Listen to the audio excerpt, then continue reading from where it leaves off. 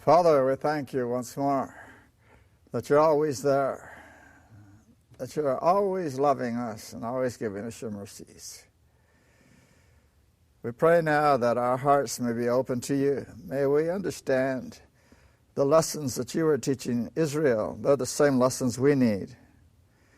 Help us to understand spiritually what you're saying. We know the stories. Now let us have the true message. Bless us as we look into your word. May it become our word too. We thank you now for your protection, and we pray that we may hear your voice in Jesus' precious name. Amen. I wondered, do they have this version of the Bible at the ABC? I got mine at Pals. The PALS, yeah. That's what they're. There's like 7 more of them at Pals. Okay, maybe I'll go over there. What's the version that You know, these become so familiar, Oh, PALS bookstore. these passages, that I'm not sure where we ended and what we have talked about and what we haven't talked about. Because it seems like I've said it all to you already. But I know we haven't been everywhere.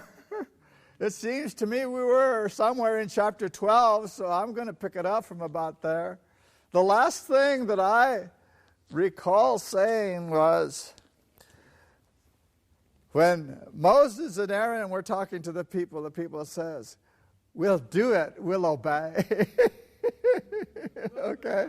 And that's really something brand new, I think, for those Israelites to say it and think they're really going to do it. So, for those of you who haven't been to everything we're doing here, we're reading the Tanakh. And we're doing that because the Jewish Bible puts slightly different flavors in, and sometimes they're really good, and sometimes we have to watch it. So far, they've been very good with their scholarship. They have said things that give us a different insight. There are some words that they have understood more clearly. And so we'll continue now in chapter 12. I'm starting at verse 29. In the middle of the night, it says, in the middle of the night, the Lord struck down all the firstborn in the land of Egypt, from the firstborn of Pharaoh, who sat on the throne, to the firstborn of the captive who was in the dungeon, and all the firstborn of the cattle. Well, that's a lot of death. The firstborn. We want to remember that because the firstborn is all the way through the Bible. And we'll begin picking up some of it later today. But the firstborn of Pharaoh, that's kind of an interesting thought. Who was the firstborn of Pharaoh? The historians don't know. And you can go to any church seminary and they don't know. Nobody in the world seems to know. But it seems to me it shouldn't be that much of a mystery. Because if Amenhotep II was the Pharaoh, which is not, something people talk about and know, but it's the only place that Moses fits in his 40-year cycles. It's got to be Amenhotep II, who was the Pharaoh when this was all going on. And there's a very strong clue in history if people will just pay attention. There is a stele at Gaza where the Sphinx is. And that stele was put there because the Pharaoh at the time, who was one of the sons of Amenhotep, the Pharaoh at the time, who was Thutmose IV, put up the stele and said he moved away all the sand from around the Sphinx. That's what it says on here. And he did that because he was blessed by being made the Pharaoh. Now, when you read that, it might not strike you. What's the big deal? What did the Sphinx have to do with him being the Pharaoh? Well, if this person who was the Pharaoh didn't think he was going to be the Pharaoh, you have to ask the question, well, how come he didn't think he was going to be the Pharaoh? And all of a sudden, because of the blessing of the Sphinx, he's the Pharaoh now. The question takes a real interesting turn when you put it this way. Well, maybe the person that was supposed to be the Pharaoh didn't get to be. And once you see that, you go looking through history to see what happened. Is there somebody who was supposed to be the Pharaoh and was not? The crown prince, the firstborn of Amenhotep II, should have been the next Pharaoh. But he never made it. What do you suppose happened to him? There it is. He was the firstborn of Pharaoh, Amenhotep II, that died that night. And so his brother became the Pharaoh, his younger brother, and he is known in history as Thutmose IV. Now, we get all of that from that stele that's in front of the Sphinx. You can go look at that. That's what it says. That's history. So I don't think it's such a big mystery about who the pharaohs were and how things work out. We can backtrack then and we come to Hatshepsut. She has to be the pharaoh's daughter that took care of Moses. There's nobody else in history. Beyond that, Thutmose II and Thutmose I, you can tell now when Moses was born. It was during Thutmose I's reign. And you track it all down, and it all fits. And so, knowing the firstborn of Pharaoh died is a very important thing the Bible is telling us here. So that's the first thing we come into today. Pharaoh rose up in the middle of the night. Why did he rise up? Well, first of all, somebody in his own household died. That's a pretty good reason. But everybody in Egypt was carrying on. There was somebody dead in every house. And the people were beside themselves. Now, you may not know a lot of Egyptians, but they as a people are very, very emotional. And this is something to be emotional about. And all Egypt was just wailing and crying and carrying on. And Pharaoh got up. He said, well, what's happening here? And the people are saying, we're all dead. We're all dead. Let those people go.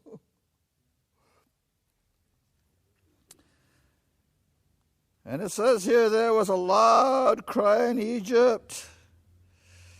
And so he got up and he said, up, depart from among my people. You and the Israelites, you go worship the Lord your God. Take your flocks and your herds. Be gone. And may you bring a blessing upon me also. Now this is Pharaoh talking. This is the man that kept saying, I don't know Jehovah. Who's that? Why should I listen to him? You can't go. You can't go. Plague after plague. You can't go. Forget it. I'm the king. My gods are superior. And now his tune is changed. It says to Moses, bless me. That's something for a Pharaoh to say. Bless me. You know, I have tried to understand what Moses did right after that, and I can't find a clue anywhere in the Bible. or the spirit of prophecy. Did Moses ever get did Pharaoh ever get an answer to that? It seems not, doesn't it? I have never found anything that says Moses said, okay, I'll give you a blessing. No, he just left. He's done messing with Pharaoh. He said, Pharaoh, you had your chance at mercy. There is none left for you.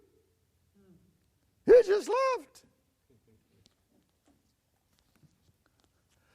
You know, we should be paying attention to some of these things because Pharaoh was just a human being. He wasn't anything else. He was just a human. He was a natural human. There's lots of those. He was a natural human being. He did what natural human beings do.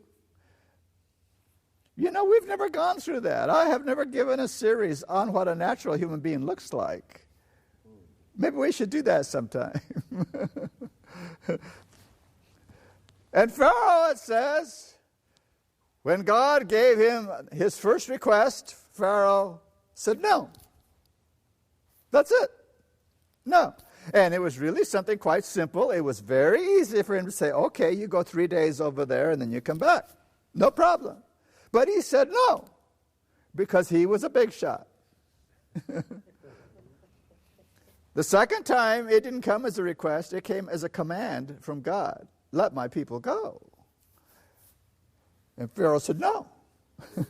And so the plagues start building. And as the plagues get worse, Pharaoh, you remember, started saying yes, and then he changed his mind once the plague was gone.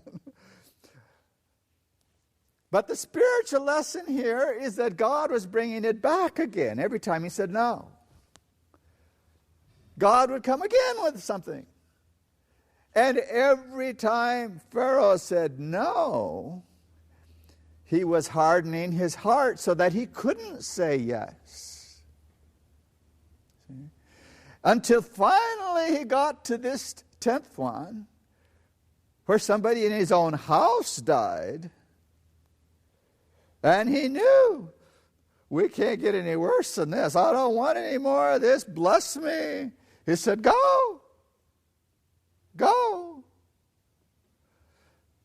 But Moses wasn't talking to him anymore anyhow, because that man was not going to get any more grace. No more chances. So we have learned, if you say no to God, you get to the place where you can't say yes. And when you get to that place, it doesn't matter how much grace God wants to pour into you, you don't get it. You can't use it.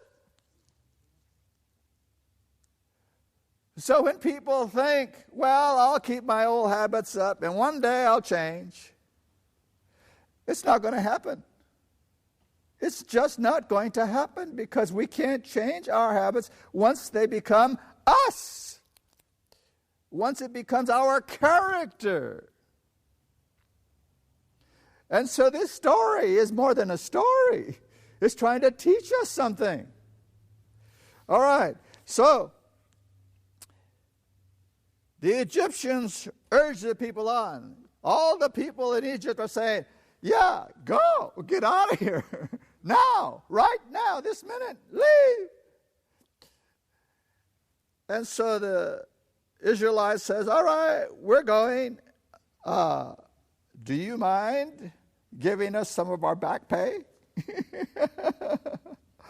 Some gold? Some silver? Some whatever is portable and we can carry? They said, yeah, take it. Here. Just get out of here. Take all my gold. Take all my silver. Go. And the Israelites left with the wealth of Egypt. It's the same thing Abraham had done before. He left with the wealth of Egypt also, because when he told Pharaoh, that's my sister, Pharaoh believed him.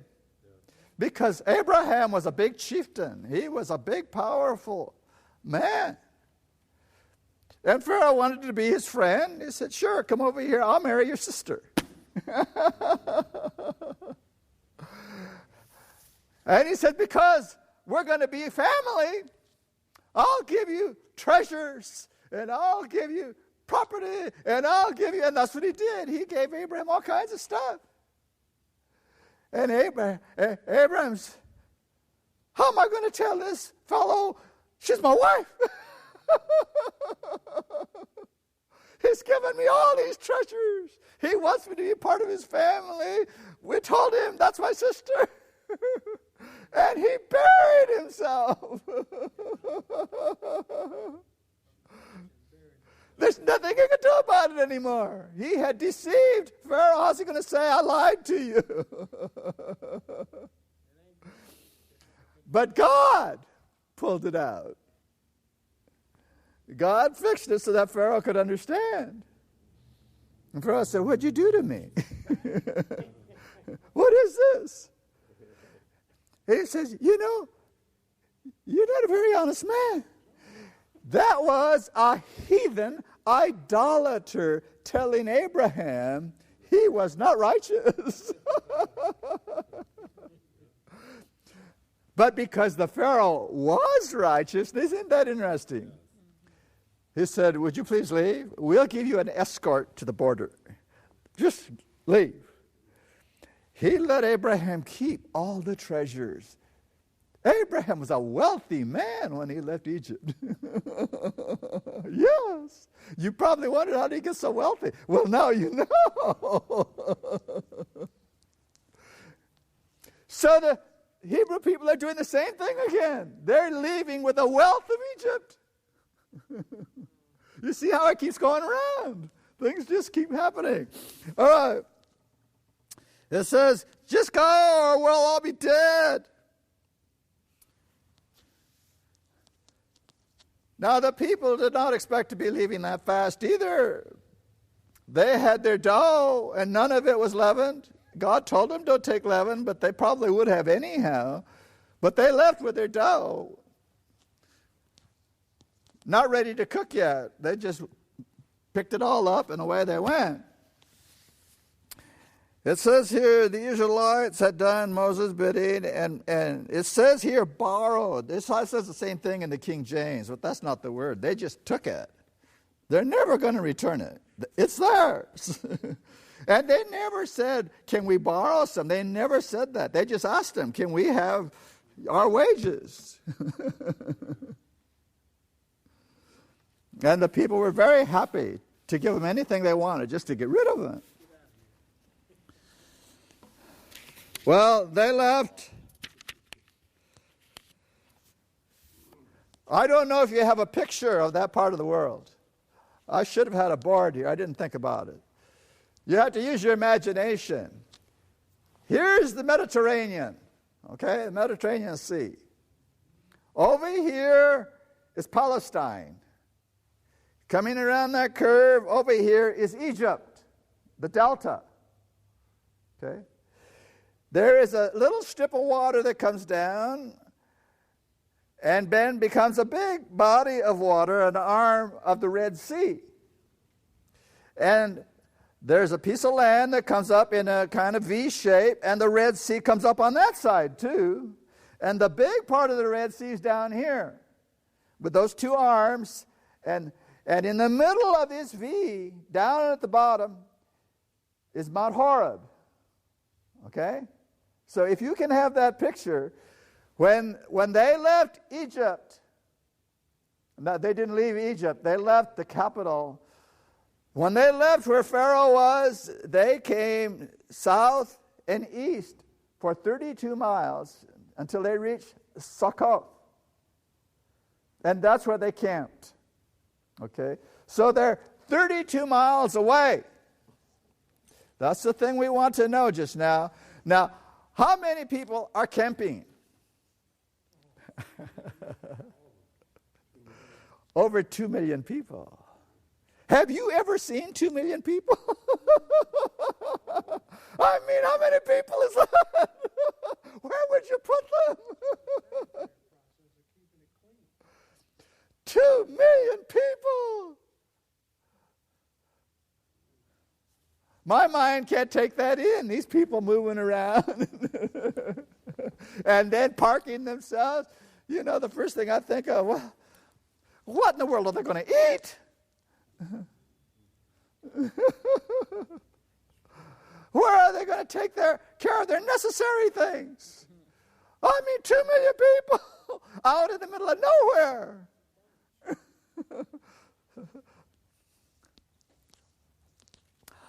I would hate to think of just being with them, let alone being the leader of them, telling them what to do. 2 million people. Well, the meetings are not at 4 o'clock, sorry. So here they are. Now I want you to jump ahead with me here just a little bit. Before the 40 years is over, how many graves are out there?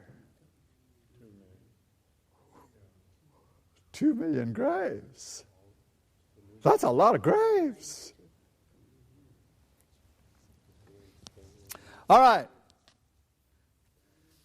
So here we are. It says, verse 40, I can't read these little numbers in this book. 37, it says, the Israelites journeyed from Ramses to Succoth, about 600,000 men on foot. That's just the men. There's the women, there's the children, there's the other people that came with them from Egypt. That makes 2 million people. It says, moreover, a mixed multitude went up with them. Who was the mixed multitude? You remember? They were the ones who went into the houses where the blood was, on the posts. They said, that worked out pretty good. We're going to stay with you. Okay? They were the mixed multitude. Let's see here. Verse 40, the length of time that the Israelites lived in Egypt was 430 years. Well, he's not here today now. He wanted me to explain that. I'm not going to go into it. 430 years is a very technical term in the Bible, in the New Testament also. You see, Abraham was told 400 years, and now it comes out 430 years. So there's a reason for that. When Abraham left and Jacob went into Egypt, that's 215 years. And the amount of time they were in Egypt until they left to the very day was 250 years. That's how you get to 430. Okay? That's really quick, and it's not a big deal. But the Bible is right. People think that's a wrong number here. No, that's exactly right. All right, verse 42. The Lord said to Moses and Aaron, this is the law of the Passover offering. No foreigner shall eat of it. Now, why did God say that? Why shouldn't he let somebody else eat it? Well, because nobody else had the Passover. What about those Egyptians? So they can't eat of it either unless they're circumcised and they become part of the people. See? So no stranger can eat the Passover. It has to be somebody who's part of the family. That's very important too as we come into this. All right, it says, it shall be eaten in one house. You shall not take any of the flesh outside the house, nor shall you break a bone of it. The whole community of Israel shall offer it. And then he explains about the circumcision. That very day the Lord freed the Israelites from the land of Egypt, troop by troop. That's very good wording, troop by troop. They came out by tribes. See, that's important too. 12 tribes. Each tribe had their own characteristic. They did not mingle with each other. They came out as a tribe. That tribe came. This tribe came. They had to hold all of that together. Now that's also a very important thing to pick up just here, because later, we'll bump into it in the next chapter here, there is a word nobody understands. No scholar has ever understood the word, not even the Jews. They don't know what the word means. But if you know this one thing, they came out by tribes, we will know what the word is when we get there. Okay? We as a people know things nobody else knows. It's amazing how much information we have. Do you know what that does for our responsibility? Yeah, the more you know. Okay. All right. Let's move on here to chapter 13. The Lord spoke further to Moses, saying, consecrate to me every firstborn man and beast, the first issue of every womb among the Israelites is mine. Why? Why didn't God just say all the Israelites are mine? He says the firstborn is mine. Why? Because he kept them alive. They belonged to him. They didn't die. See? So, can God say, when he keeps somebody alive, now you're mine? Are you getting something here? Yeah. Yeah. So he told the Israelites, the firstborn belongs to me. Now, when God says that, does he have the right to take away their life now? Think about that for a minute. Sure he does. He can take away their life because he saved it.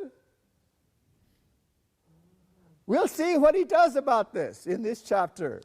All these little facts have to come together so we make sense of what God is doing here with Israel, because this is all the plan of salvation we're looking at.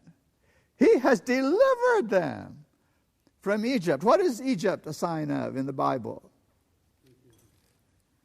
It is a symbol of the world. He has taken them out of the world. The firstborn belongs to him to do anything he wants to do.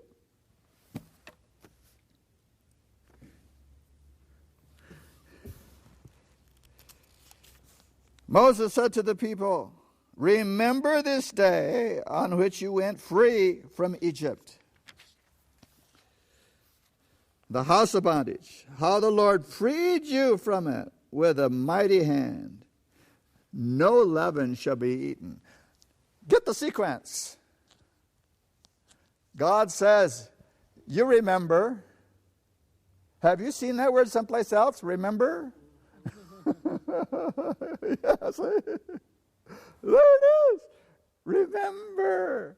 For what purpose? Remember not which day of the week it is. That's important. But that's not what the remember is about. Remember that I freed you from the slavery of sin and the world. And now that you're free, no more leaven. What is leaven a sign of? Yeah, sin. See? So here, all these little things, once you look at them spiritually, you see, God has never changed the plan of salvation. It's always been the same. And yet there are churches all over the world that say, oh, we don't want to do anything the Jews did. We're Christians. Oh, I wonder if they're Christians. They should be doing the same thing the Jews did, only correctly. All right. So, no leaven. No leaven.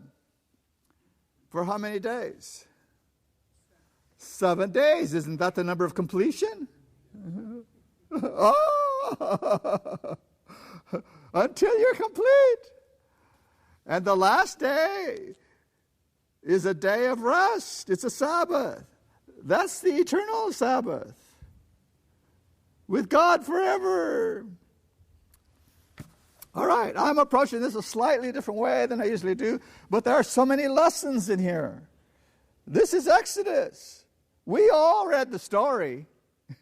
We all know the story part. Let's get the message now.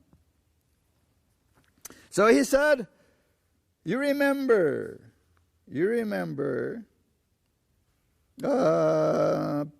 7 days you shall eat unleavened bread. On the seventh day there shall be a festival of the Lord.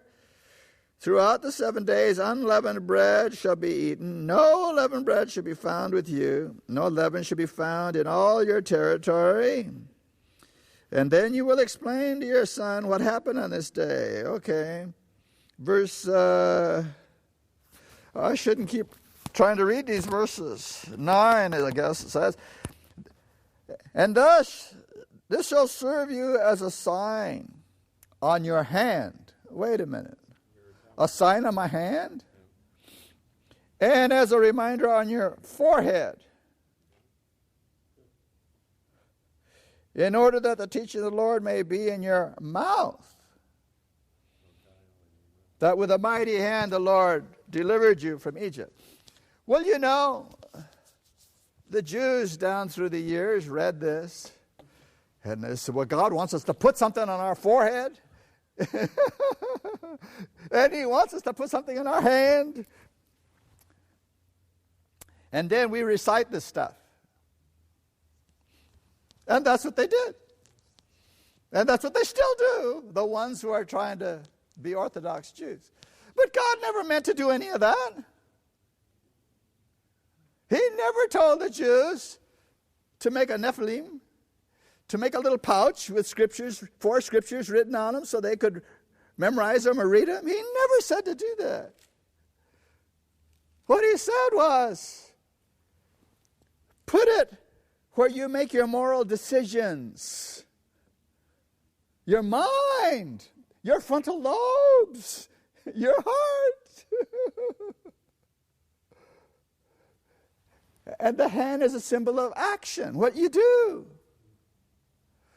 So God told these people right here, get it in your mind, your heart, and your actions. But they messed it up again, you see. And even this little translation here has it with that bias. By the way, if you want to see what I just said with authority, that's in Desire of Ages, page 612, where Ellen White says specifically, God never meant for the Jewish people to use those pouches. Okay. Now we're going to see something about the firstborn.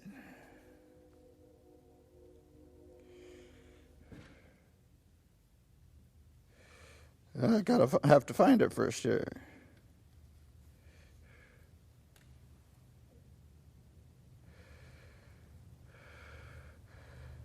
Well, I guess I better start with verse 12. You shall set apart for the Lord every first issue of the womb. And by the way, only men counted. Women were never called the first issue.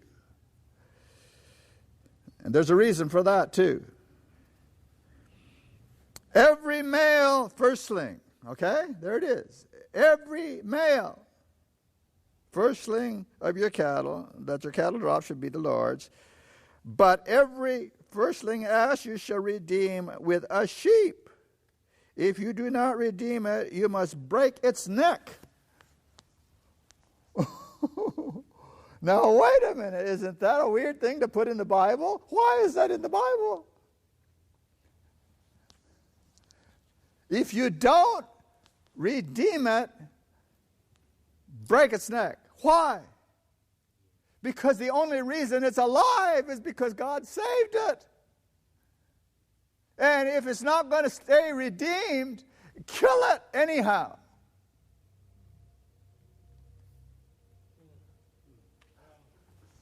This will make sense in a minute here. You must redeem every firstborn male among your children. Well, wait a minute. He just switched from animals. And we saw what happens if you don't redeem the animal. You have to kill it because it should have been dead anyhow. All the firstborn were supposed to die. And the only reason some firstborn didn't die was because of the blood. And so now he says, now I want you to redeem the firstborn sons in your household. Why? What would happen if they didn't? Oh, you see? God said, the firstborn belongs to me, and I'm going to give you an opportunity to buy them back now. Yeah. God says, I will allow them to stay alive, but you have to buy them back to show they belong to me. And he even gave them the price. He said 5 pieces of silver. And from this time, that's what every firstborn child in Israel had to do. They had to buy him back from God with 5 pieces of silver. And that went into the treasury of the sanctuary. Well, we don't have a sanctuary yet. We're not over there yet. We're still dealing with them coming out of Egypt. But you will discover that when God gave them specific details on how to build the sanctuary, he gave them every detail. There were going to be 60 pillars to protect the inside of the sanctuary. Song of Solomon says 60 valiant warriors, 60 valiant men to protect the king's chamber. See? 60 pillars made of brass. But what was on top? They were called chapiters in the King James Version. Silver. And if you divide the amount of silver between 60, you will find out it came out the number of the census that God took of the Israelites' firstborn. It comes out exactly the number that the firstborn were redeemed with. That amount of silver. So the silver on top of those columns is the redemption money. And you wouldn't know any of that if you didn't study the sanctuary to see what it means. But that little detail is right here in Exodus. This is where we get it from. This is where it starts, and you begin moving with You'll find more on that if you're taking notes in Numbers, the 3rd chapter, verse 47. And also in Numbers 18, verse 16. All right, let's continue now.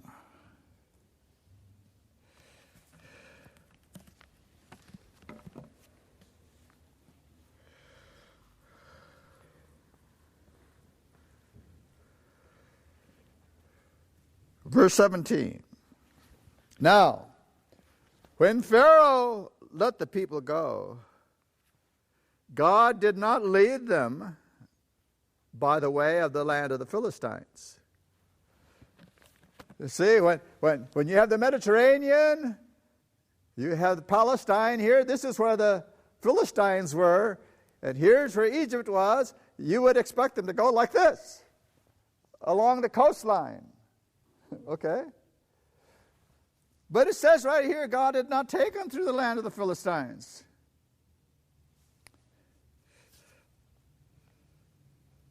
Although it was near. It says, God said the people may have a change of heart. Why would they have a change of heart? It says, when they see war, what else are they going to see? They see the Philistines. They said, you're going to take us through that? through those terrible people. So God said, no, we're not going to go that way. We're going to go south. Okay.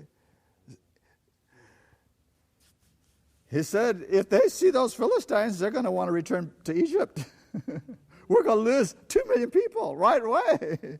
He said, no, we're not going to do that. So God led the people roundabout. I like that term. This kind of sounds Australian, a roundabout. He led them roundabout by way of the wilderness at the Sea of Reeds. Now, the Sea of Reeds is another name for the Red Sea, so don't get confused there. Now, it says, now the Israelites went up armed out of the land of Egypt. Now, there's the word I mentioned before. The word is not armed. But the Jews didn't know that. They don't know it. No scholar in the world knows that. Everybody thinks it means something like that, armed. But that's not the word. When they came out, tribe by tribe, they came out organized. See? They came out. You make up any words you want in English, but they came out as a disciplined people. The word is not armed because they didn't have any arms. They didn't know how to fight. They didn't have any weapons. That's the wrong word. They came out by the tribe. All right, continuing.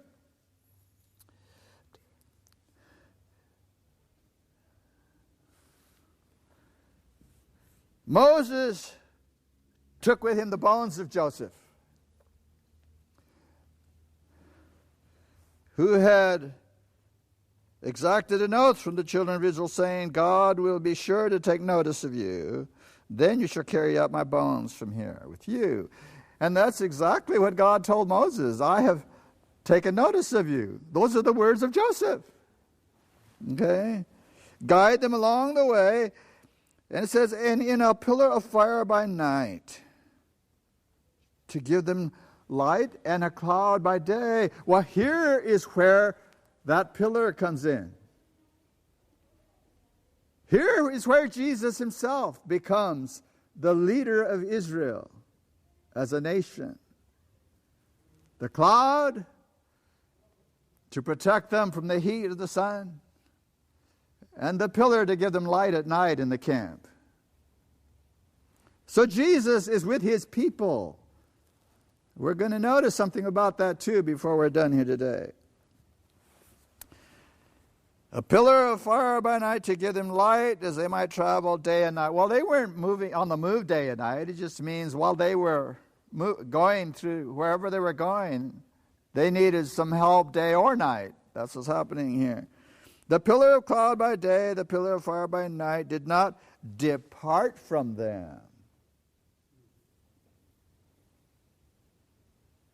What did Jesus say when he went to heaven, just before he left? He said, Lo, I am with you always. Now, I know there are people who don't believe that. They think it's somebody else that he sent here instead of himself. But I choose to believe the words of Jesus. He said, I am with you. The same way I was with Israel and never left them while I was the pillar of cloud and fire. I never left them. But he has never left us. Jesus.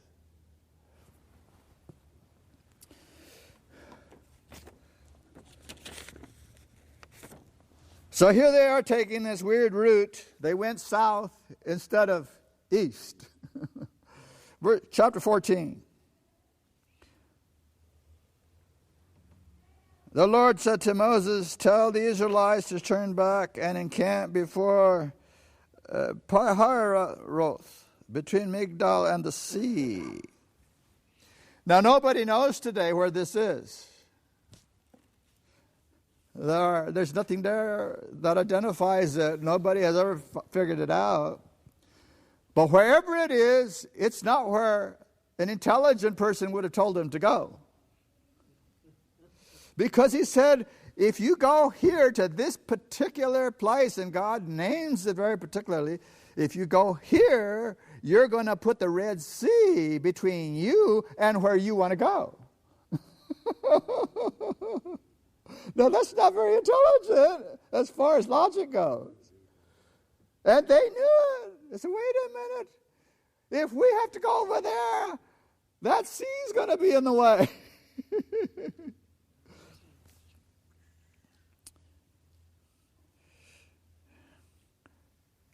You shall encamp facing it by the sea. And now God tells why he did this. Pharaoh will say of the Israelites, they are astray in the land. They're wandering around. They're lost. They don't know where they're going. I wanted them to come back in 3 days. They're not going to do it. They're headed someplace else, but they're all confused. The wilderness has closed in on them. There they are. They have no place to go. Then I will stiffen Pharaoh's heart, and he will pursue them. So here's Pharaoh again. He's saying, I'll let those people go. I'll let those people go. How can we live without them? Look at all that free labor we're losing. Our whole economy's going to go down. These guys were pretty good politicians, weren't they? They have to keep the money coming in no matter what. He's going to pursue them that I may gain glory. God says, I will gain glory through Pharaoh and all his host. And the Egyptians will know I am the Lord. And that's what they did. When the king of Egypt was told the people had fled, Pharaoh and his courtiers had a change of heart. He says, what is this we have done?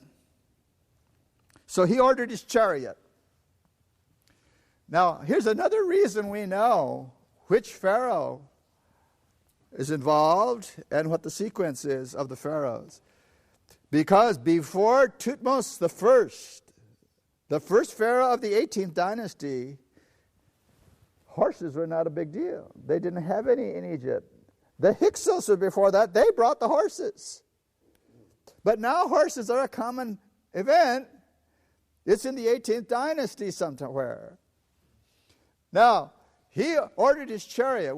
There are some interesting things we have to work with nowadays. There are 2 chariots that come from this period that are in museums right now. And so we know exactly what they look like.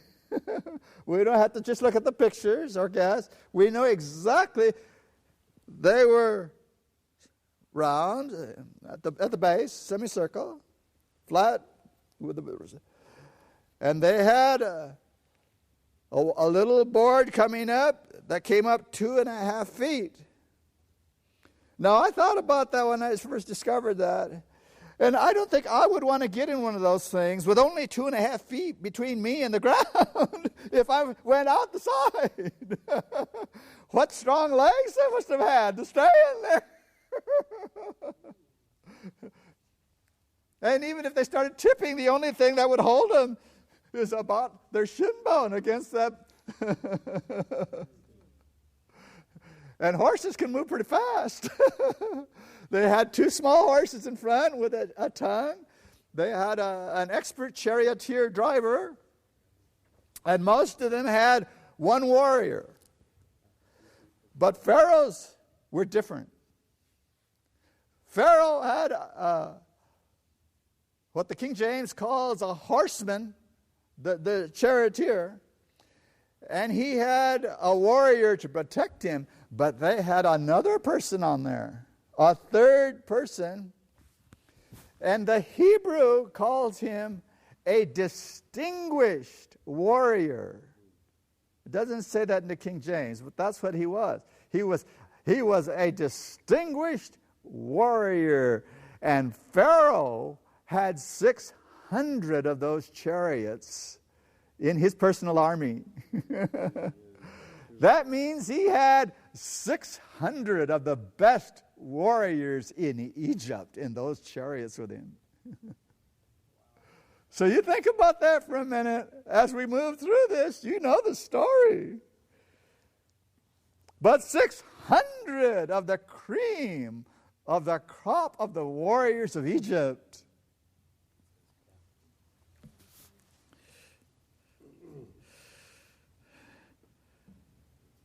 Let's see here. He took 600 of his picked chariots, officers and all of them. In King James it says captains. Well, that's the word that means distinguished warrior. The Lord stiffened the heart of Pharaoh, the king of Egypt, and he gave chase to the Israelites. As the Israelites were departing defiantly. Now, the word, that's a bad word. The real word is closer to triumphantly. They were departing triumphantly. The Egyptians gave chase, and all the chariot horses of Pharaoh, his horsemen, his warriors, overtook them and camped by the sea. Now, you're 2 million Israelites. You've been slaves. You have now pulled out with Moses. He took you in the wrong direction. You didn't go to Palestine. You went south instead. And you are now at a place about 80 miles away from where you started. South. And west, actually. You're going the wrong direction. And so here you are, and you wonder, what's happening? Why are we over here? Now the Red Sea is between us and where we want to go. And they hear something. So what's that? And now they see big dust. And they look to see what's going on. As Pharaoh drew near, the Israelites caught sight of the Egyptians advancing upon them. Now you're standing out there with the Egyptian army coming at you. And there's no place to go. You got water over here, you got a mountain here, you got desert over there, and you got the Egyptians over here. There's no place to go. And 2 million people are looking at Moses. Moses, what did you do to us?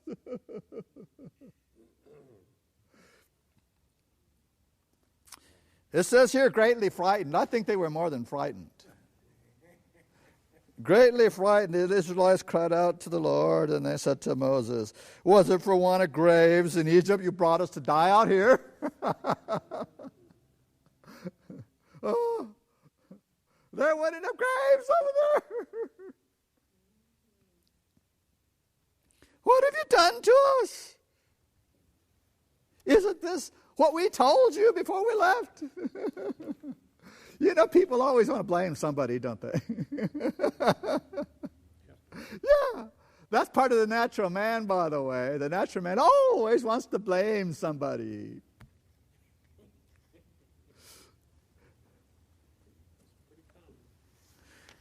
They said, we told you, let us be. Just let us be. We don't care if we're slaves. At least we're alive. Now, you know, rational people don't talk like that. Most rational people would rather die than be slaves. But they said, you took us away from being slaves. At least we were alive.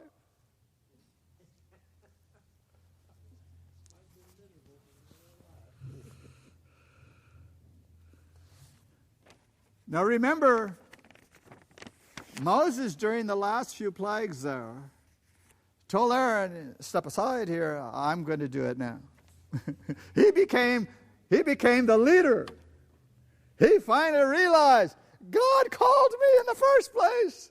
He expected me to be the leader. I'm going to be the leader.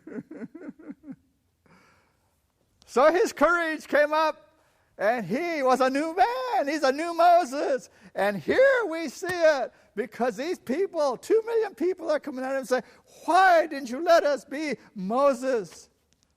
Be calm. Don't have any fear. It's all going to turn out okay.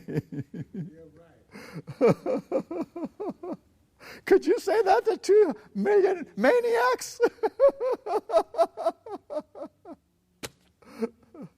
But here he is, the new Moses. Here's the first time we really get to look at him.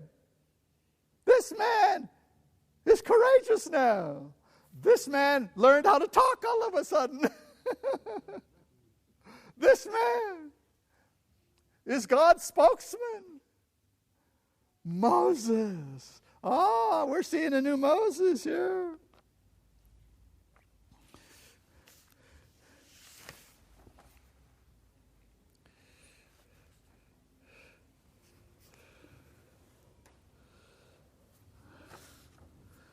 The Lord will battle for you. Now, Moses didn't have any more knowledge of what was going to happen than the people did. But he knew one thing. God is in control here. Let's just see what he's going to do. See? Now, isn't that a good lesson to learn? Yes. God is in control. I don't have to figure it out. I don't have to know all the facts. I don't have to get out there and do my thing. God is in control.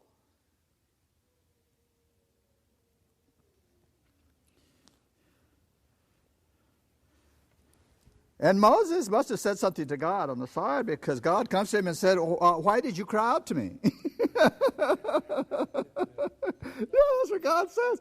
Now, there are things left out of the Bible. You have to go back and say, well, what happened? Well, Moses must have said something. Why did you cry out to me? Tell the Israelites to go on. He's going to tell 2 million people now to walk into the water.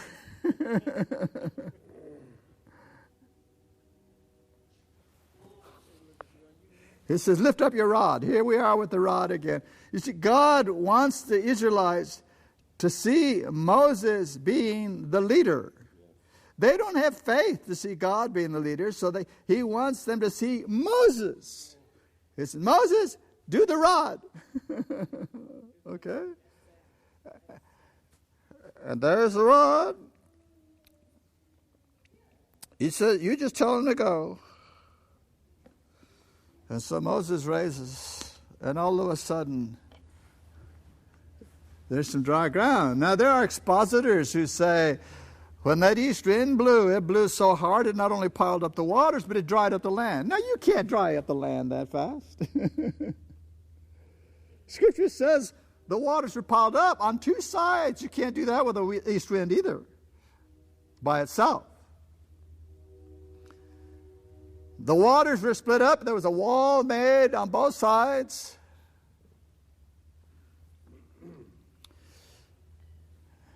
And the people start through. How would you have liked to have been the first ones? Yeah,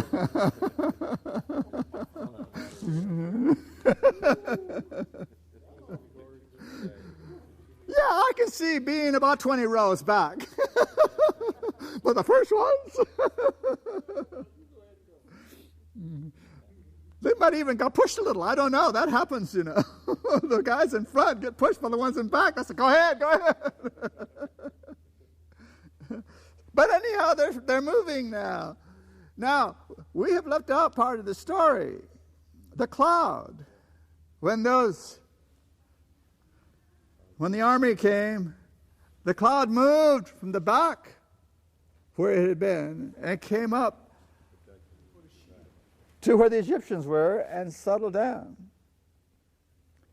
putting the Israelites between the cloud and the sea. And what the army saw was fog. They didn't see a cloud, they just saw fog. A big fog bank came in from the sea, from the Red Sea. And they said, oh, look at this. We're going to get in trouble. We won't be able to give orders. We won't know what we're doing. Stop. We're going to wait here till that fog goes away. So they postponed what they were going to do until the fog went away.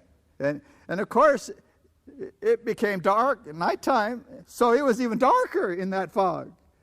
They couldn't see anything, so they're just waiting. And of course, we know on the other side, it wasn't fog. It was fire. Lighting up everything so the Israelites could see what they were doing. They could see the water, they could see the dry place, and they said, okay, let's go. So they went through. And that's the way it stayed until 2 million people went through there. Now, I haven't the vaguest idea how long it takes 2 million people to go through a place like that. But I'm sure it didn't happen in an hour. So here they go. And I don't know how long Moses held up the rod either. The Bible doesn't tell us what the rod did after that. But when the last person was on the other side, the cloud started moving. The cloud moved towards the water, still dark on that side. And the cloud moved through the dry part. And the army saw the dry land and said, hey, we can walk here. And the fog is gone, so we can go in there. So there they go. The chariots, 600 chariots. The army that's on foot. Here go all the Egyptians. Now you would think after 10 plagues they'd be smarter than that. These stupid Egyptians went in that dry land following the cloud. And they got down in there. And all of a sudden the cloud turned to fire. And they looked around.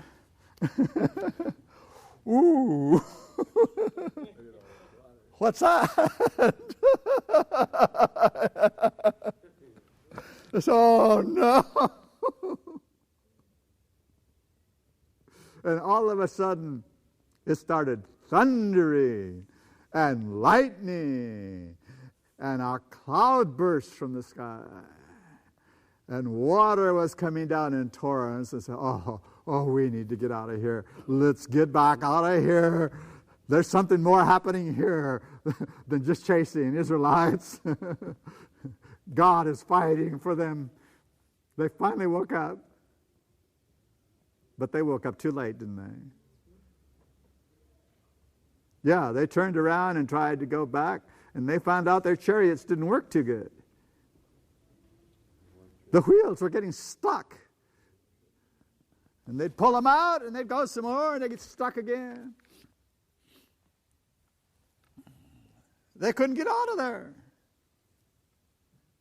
And I'm sure there were some people running around trying to beat the water, but then a west wind came. And the water just bubbled over, and that wall disappeared and fell on that whole Egyptian army. That was it. Got them all. Now, I personally don't think it got Pharaoh. I don't think he went in there, because history does not tell us he died in that year. I think he went back a humbled man. And he was very quiet about Moses. As a matter of fact, if there was anything in the books about Moses, he took it out. He said, nobody's going to know about Moses. Nobody's going to know what he did to us.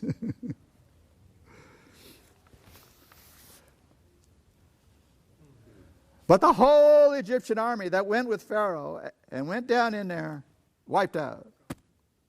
And because it was a west wind, it blew all the bodies to the east shore, where the Israelites were waiting. And Josephus tells us that here were all these weapons nobody was using, so went around and picked up. Now they had weapons.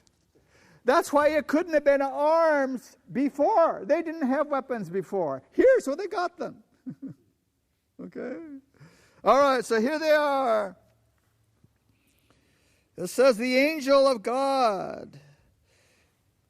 Before it was the angel of the Lord. That was Jesus, the angel of God. This is something different. You have to pick up those differences in the Scriptures.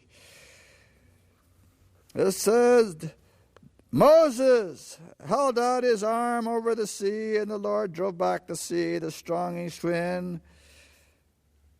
Hold out your arm over the sea, the waters may come back. All right, we know all of this.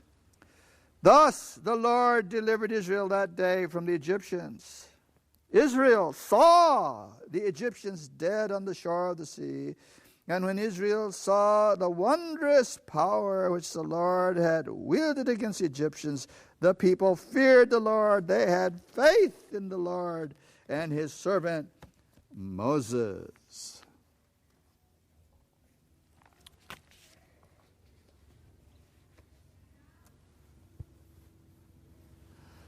They now have faith.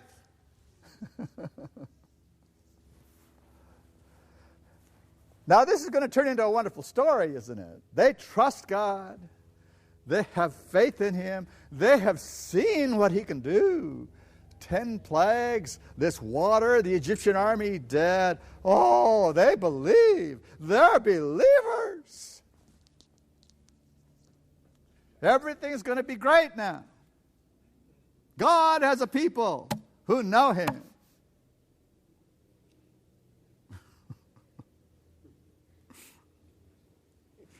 What was their faith founded on? Sight. What they could see. What they saw God do. Oh, how many people will only serve a God after they see he delivered them from something, or he did a miracle for them, or he gave them a job, or he...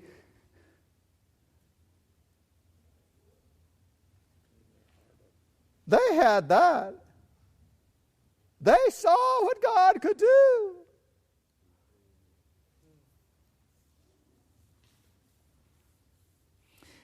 And you know what we already know before we go any further? They, as a people, required constant teaching, constant guidance, constant discipline, or they were right back there again. Those foolish Israelites. Isn't it good none of us are like that?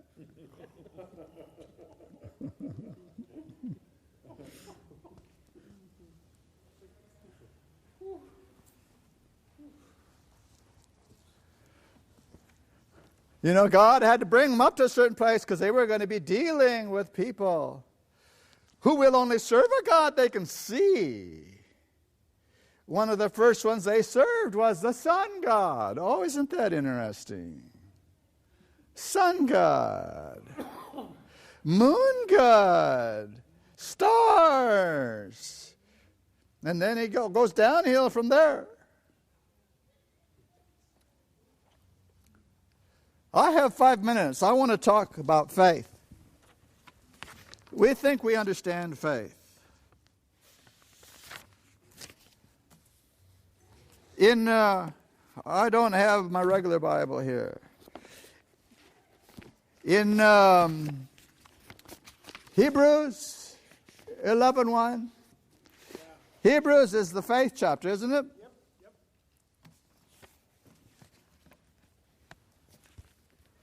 Hebrews 11:1, faith is the substance of things hoped for, the evidence of things not seen.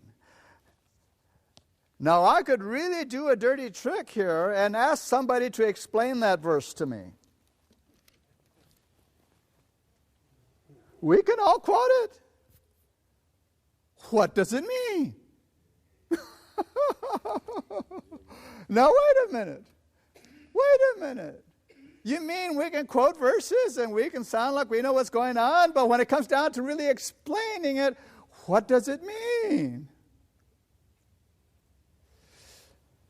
There is something called pagan thought forms, and there's something called Christian thought forms. I am now going to take you into a Christian thought form. My faith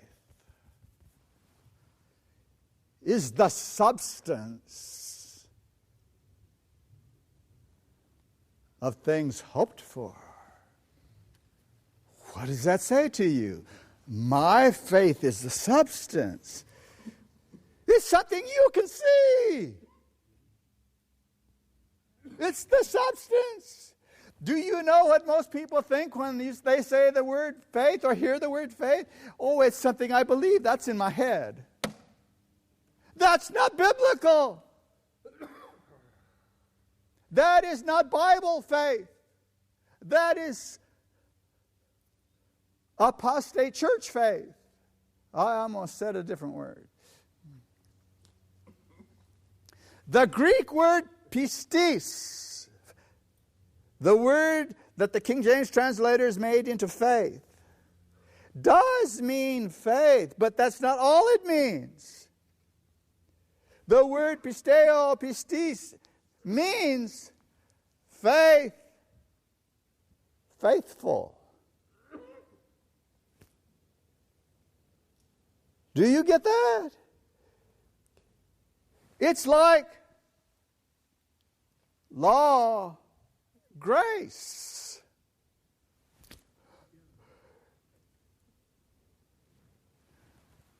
Body, soul. Pagans want to keep law over there and grace over there. There is no such thing. If you have the grace of God, you have His law. Together, they are never separate. When you have a body that's alive, you have a living soul. Together, they're never separate.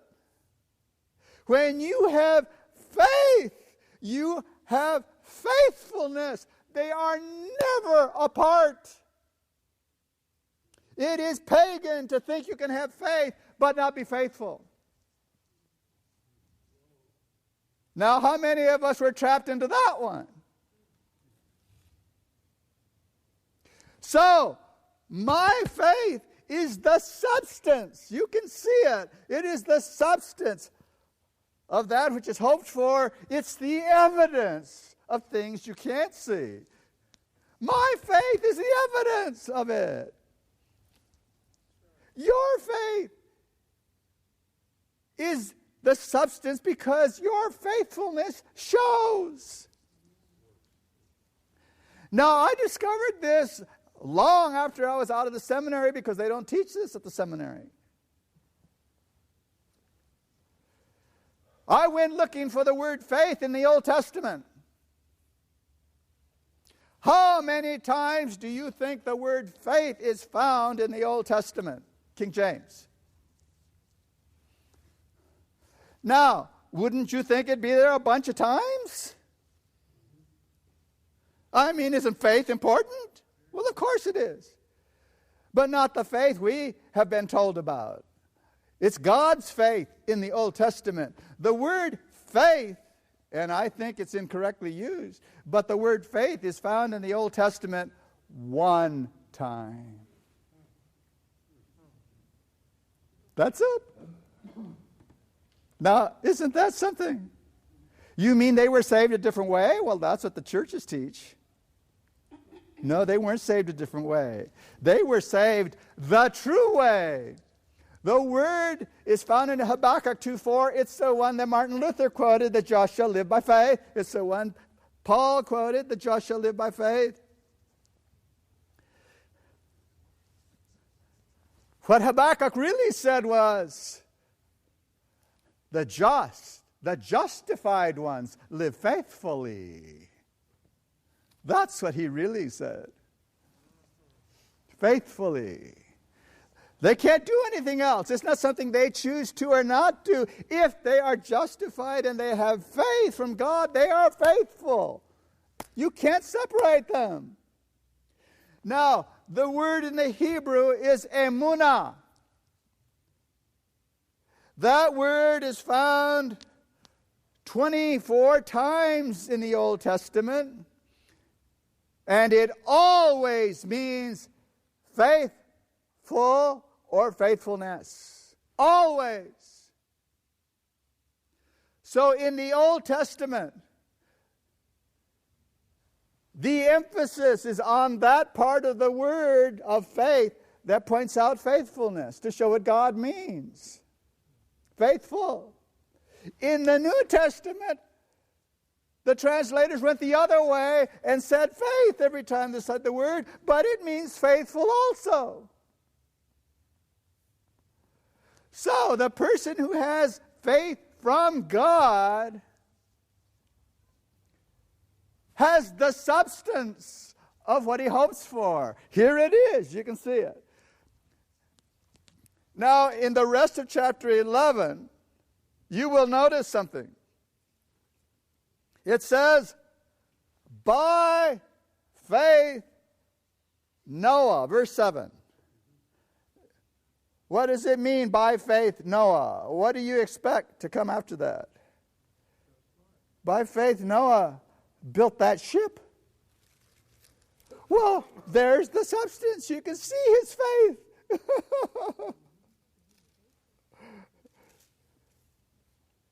There's the evidence that God talked to him, and he believed it, and he did it. And he continues to do it. Abraham is called the father of the faithful, not the father of those who have faith. The faithful. So here's the thing I want to point out. The Israelites didn't have this kind of faith. That's why they were idolaters. They had the kind of faith the churches teach today. A faith that is separate from faithfulness. There is no such thing with God. Faith is faithful. Now we need to get this straight in our minds, because if we keep our pagan thoughts and say, well, I have faith, I just am not good at doing it. No, wait a minute. That's a bad idea.